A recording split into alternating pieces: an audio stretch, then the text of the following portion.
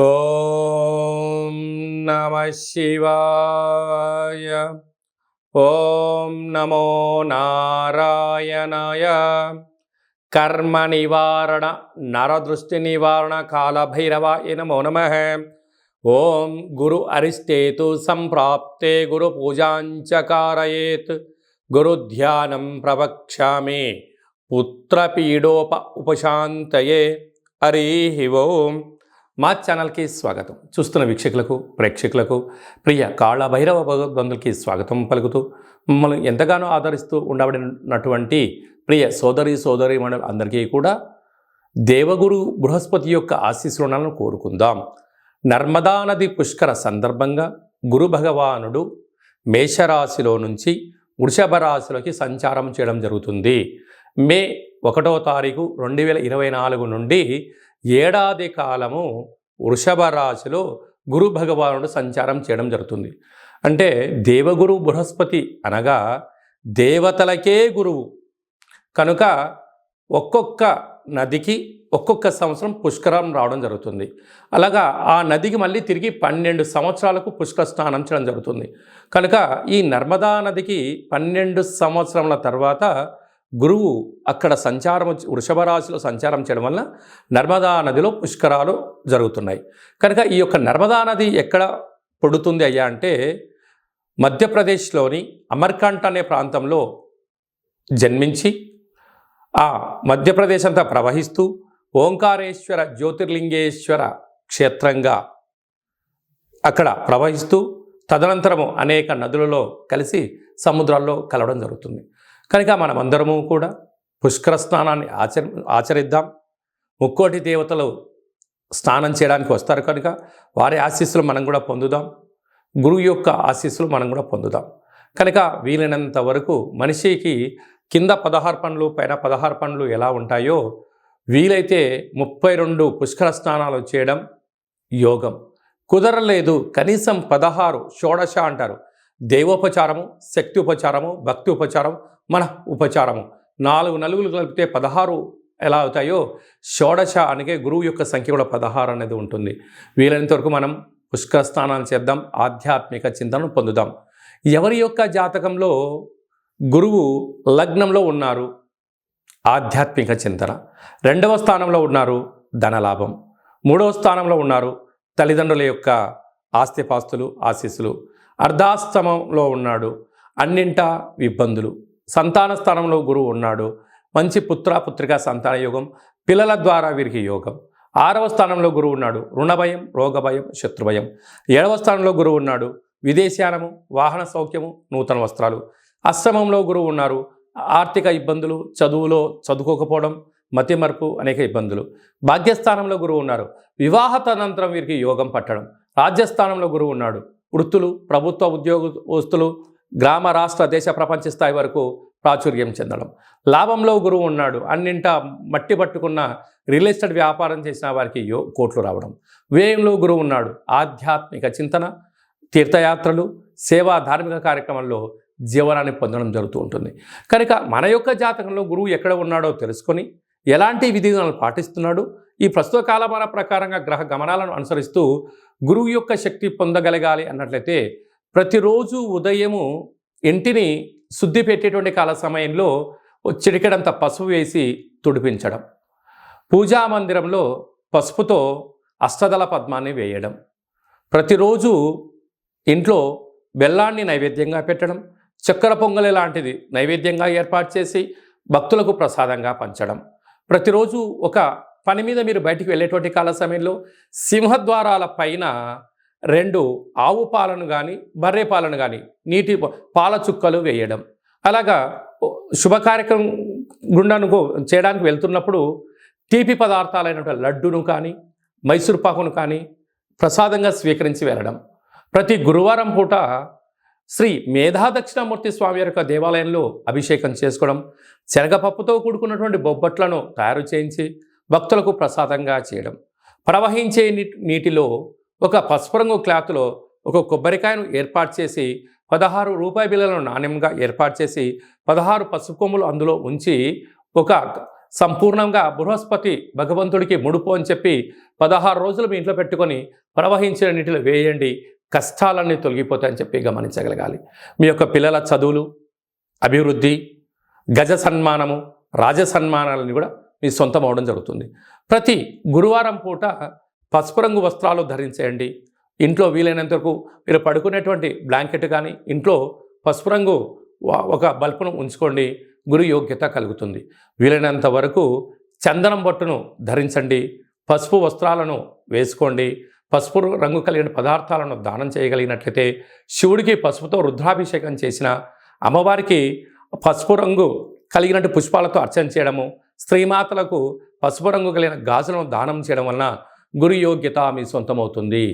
ఇదల్లా మాకు కుదరదు అనుకుంటున్న వారందరూ ఈ కింది నెంబర్ సంప్రదించినట్లయితే కాళభైరవ స్వామి వారికి మీరు అనుకుంటున్న మీ యొక్క జన్మ నక్షత్రం రోజున ఇలా పూజ చేసి ప్రసాదంగా ఏర్పాటు చేసి కాళభైరవ సేవకులకు ప్రసాదాన్ని దానం చేయడం వలన మీ కర్మ అంటే సంచిత కర్మ, ప్రారబ్ధ కర్మ, ఆగమిక కర్మ కూడా తొలగిపోతుందని చెప్పి గమనించాలి. మేషరాశి వారికి దేవగురు బృహస్పతి నర్మదా నది పుష్కరాల సందర్భంగా 2వ స్థానంలో ధన, వాకు, కుటుంబ స్థానంలో సంచారం చేయడం వలన వీరికి మంచి యోగదాయకం అని చెప్పి గమనించాలి. వృత్తులలో, ఉద్యోగాల్లో, వ్యాపారాల్లో వారు ఏదైతే అనుకుంటున్నారో అన్నింటా విజయం మీ సొంతమవుతుంది. స్థిరాస్తులు, చరాస్తులు, గృహ భవన నిర్మాణ కార్యక్రమాలు, సంపూర్ణమైన ధనం అందడం, వీరికి అన్నింటా విజయం వీరి సొంతం కాబోతుందని చెప్పి గమనించాలి. వృషభ రాశి వారికి 12 సంవత్సరాల తర్వాత దేవగురు బృహస్పతి రాశిలోని నర్మదా నది పుష్కరాల సందర్భంగా సంచారం చేయడం వలన స్వయం వృత్తులు, సేవారంగాలు, వ్యాపారాలు, కార్యక్రమాలలో దూర, వాయు, జల ప్రయాణాలలో స్వల్పమైన ఆటంకాలు ఉండే పరిస్థితి ఉంటుంది. కనుక ఇలాంటి కాల సమయంలో స్నానం, ధ్యానం, దానం, ఆధ్యాత్మికత ఉండడం వలన, సత్ప్రవర్తన వలన మౌనంగా ఉంటూ పరిస్థితిని అర్థం చేసుకొని మీరు ప్రయాణం చేయగలిగితే స్థిరచరాస్తులు పోగొట్టుకోకుండా బంధువులలో, మిత్రుల్లో, స్నేహితుల గౌరవం మీ సొంతం కాబోతుంది. మితిమీరిన వేగం కానీ ఆవేశం కానీ పనికి రాదు అని చెప్పి మీరు గుర్తుపెట్టుకోవాలి. మిథున రాశి వారికి 12 సంవత్సరముల తర్వాత వృషభ రాశిలో దేవగురు బృహస్పతి వ్యయంలో సంచారం చేయడం వల్ల ఆధ్యాత్మిక తీర్థయాత్రలు, విందులు, వినోదాలు, దూర, వాయు, జల ప్రయాణాలు, సత్సంగాలని, పారాయణాలని చెప్పి ప్రయాణం చేసే పరిస్థితి ఉంటుంది. కనుక కొద్దిపాటి ఖర్చు అధికమయ్యే పరిస్థితి ఉంటుంది. కనుక వీలైనంత వరకు ఖర్చును నియంత్రించుకుంటూ ఉండబడిన దానిని ఎప్పటికప్పుడు లెక్కలు వేసుకుంటూ ప్రయాణం చేయగలిగినట్లయితే దేవతల యొక్క ఆశీస్సులు, మంత్ర సాధన, యంత్ర సాధన వలన మీరు అనుకుంటున్న అన్ని పనులలో విజయం మీ సొంతమవుతుందని చెప్పి గమనించాలి. కర్కాటక రాశి వారికి 12 సంవత్సరాల తర్వాత వృషభ రాశిలో నర్మదా నది పుష్కరాల సందర్భంగా లాభస్థానంలో గురు సంచారం చేయడం వలన అద్భుతమైన యోగం వీరి సొంతం కాబోతుంది. స్థిరాస్తులు, చరాస్తులు, గృహ భవన నిర్మాణ కార్యక్రమాలు, వ్యవసాయ సోదరీమణులకు, ఫ్యాక్టరీ రంగాలలో ఉండబడిన వారందరికీ అపారమైన ధనము వారి సొంతం కాబోతుంది. కనుక ఒకవైపు అష్టమ స్థాన శని ఉండినను ధర్మంగా, న్యాయంగా, ఆధ్యాత్మికంగా ఉన్నందుకు భగవంతుడు మీకు ఇది ఒక పెద్ద వరంగా భావించగలగాలి. కనుక దీపం ఉండగానే ఇల్లు చక్కబెట్టుకోవాలని పెద్దవాళ్ళు ఎలా చెప్తుంటారో మీకు మంచి కాలం ప్రారంభమైంది. ఇలాంటి కాల సమయంలో మేధా దక్షిణామూర్తి స్వామిని స్మరణ, కర్మ నివారణ కార్యక్రమంలో పాల్గొనడం వల్ల అదృష్టం మీ సొంతం కాబోతుందని చెప్పి గమనించాలి. సింహరాశి వారికి 12 సంవత్సరాల తర్వాత నర్మదా నది పుష్కరాల సందర్భంగా రాజ్యస్థానంలో గురు భగవానుడు వృషభ రాశిలో సంచారం చేయడం వలన వృత్తులు, ఉద్యోగాలు, వ్యాపారాలు, సేవారంగ కార్యక్రమాలు, రాజకీయ క్షేత్రాల్లో అన్నింటా విజయం మీ సొంతం కాబోతుంది. కాకపోతే అలాగనే శత్రువులు కూడా పొంచి ఉన్నారు. కనుక గురు బలం కోసం తెల్ల జిల్లేడు వృక్షం దగ్గర పూజ చేయడం, శివుడికి రుద్రాభిషేకం చేసుకోవడం, కాళభైరవ స్వామి వారికి మీ జన్మ నక్షత్రం రోజున పూర్ణిమ, అష్టమి తిథులు ఎందున గారెలను నైవేద్యంగా ఏర్పాటు చేసినట్లయితే మీకు విపరీతమైన రాజ్యయోగం మీ సొంతం కాబోతుందని చెప్పి గమనించాలి. కన్యరాశి వారికి 12 సంవత్సరాల తర్వాత దేవగురు బృహస్పతి వృషభ రాశిలో నర్మదా నది పుష్కరాల సందర్భంగా భాగ్యస్థానంలో సంచారం చేయడము చాలా యోగదాయకం అని చెప్పి గమనించాలి. వివాహం కాని వారికి వివాహము, వివాహమైన దంపతులు అన్యోన్యత, స్థిరాస్తులు, చరాస్తులు, ఆధ్యాత్మిక యాత్రలు, విదేశాలకు వెళ్ళాలని మీ కోరిక నెరవేరబోతుంది. కనుక ఇంకొంచెం మనం విజయం సాధించగలగాలి అన్నట్లయితే శ్రీ కాళభైరవ స్వామి వారికి గారెలను నైవేద్యంగా ఏర్పాటు చేసి సునకపు మహారాజు గారి మెడలో వేసి దానం చేయగలిగినట్లయితే గురు యోగ్యత మీ సొంతం కాబోతుందని చెప్పి గమనించాలి. తులారాశి వారికి అష్టమ స్థానంలో 12 సంవత్సరాల తర్వాత వృషభ రాశిలో గురువు సంచారం చేయడము, నర్మదా నది పుష్కరాల సందర్భంగా ఉండడం వలన ఎవరు స్నానం చేసినా చేయకపోయినా తులారాశి జాతకులు తప్పక స్నానం చేసి తీరాలి. ఎందుకనగా అష్టమంలో గురువు దోష ప్రభావం ఉంటుంది కనుక. అదే కాకుండా వీలైనంత వరకు ప్రతిరోజు స్నానం చేసేటప్పుడు గురు స్తోత్రాన్ని పారాయణం చేయడము, ప్రతిరోజు కాళభైరవ స్వామివారికి యథాశక్తిగా గారెలను నైవేద్యంగా ఏర్పాటు చేసి సునకపు మహారాజులకు దానం చేయడం వలన అన్నింటా విజయం మీ సొంతమవుతుందని చెప్పి గమనించాలి. వృశ్చిక రాశి వారికి 12 సంవత్సరాల తర్వాత వృషభ రాశిలో గురువు సంచారం చేయడము, వీరికి కళత్రత స్థానంలో దేవగురు బృహస్పతి సంచారం చేయడము, ఒకవైపు అర్ధాష్టమ శని సంచార స్థితి ఉండడం వలన కాళభైరవ స్వామి యొక్క సేవ, కాళభైరవ స్వామి వారికి ముడుపు, కాళభైరవ స్వామి యొక్క హోమ కార్యక్రమం పాల్గొనడం, ఈ 27 రకాల వస్తువులతో దిష్టి తీయించుకోవడం వలన గురు యోగ్యత కలిగి వివాహం కాని వారికి వివాహము, ఉద్యోగం లేని వారికి ఉద్యోగము, విదేశాన వెళ్ళాలనుకున్న వారికి రాజకీయ రంగ కార్యక్రమాలు అన్నింటా విజయం మీ సొంతమవుతుంది. వీలైనంత వరకు ధర్మబద్ధమైన జీవితాన్ని పొందే మానవ ప్రయత్నం చేయండి. ధనుసు రాశి వారికి 12 సంవత్సరాల తర్వాత దేవగురు బృహస్పతి వృషభ రాశిలో సంచారం చేయడం వలన రుణ భయం, రోగ భయం, శత్రు భయం, కొన్ని రకాలైన ఆర్థిక ఇబ్బందులు పొంచి ఉన్నాయి. కనుక ఇలాంటి కాల సమయంలో మౌనం, ధ్యానం, ఆధ్యాత్మికత, కాళభైరవ స్వామి వారికి వీలైనంత వరకు గారెలను నైవేద్యంగా ఏర్పాటు చేసి ఆయన మెడలో సమర్పించి కాళభైరవ ముడుపు, కాళభైరవ స్వామి సేవకులకు వీటి దానం చేయడం వలన అన్ని సమస్యలు తొలగిపోయి గురు యోగ్యత ద్వారా మీరు అనుకుంటున్న స్థాయికి ఎదుగుతారు అని చెప్పి గమనించాలి. మకర రాశి వారికి 12 సంవత్సరాల తర్వాత దేవగురు బృహస్పతి వృషభ రాశిలో సంతాన స్థానంలో సంచారం చేయడం వలన నూతనంగా వివాహమైన వారికి సంతాన యోగం, గతంలో సంతానం కలిగిన వారికి విద్య, ఉద్యోగ, వివాహ ప్రయత్నంలో కలిసి రావడం జరుగుతుంటుంది.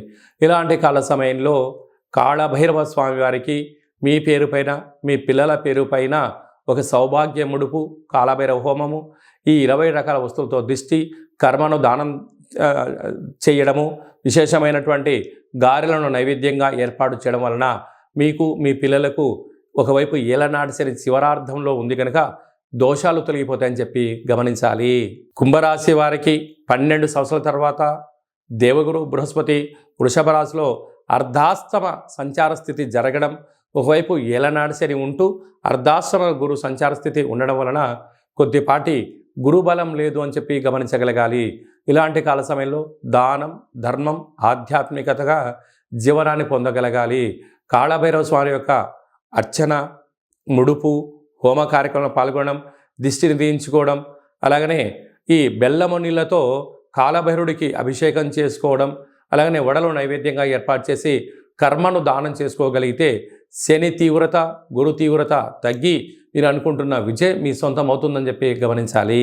మీనరాశి వారికి 12 సంవత్సరాల తర్వాత దేవగురు బృహస్పతి వృషభ రాశిలో సంచారం చేయడం, తృతీయ స్థానంలో ఉండడం వలన తల్లిదండ్రుల యొక్క ఆస్తి, అన్నదమ్ములతో స్నేహభావము, అంకితభావంగా ఉండడం, పార్ట్నర్షిప్ వివాహ కార్యక్రమాల్లో అన్నింటా విజయం మీ సొంతం కాబోతుంది.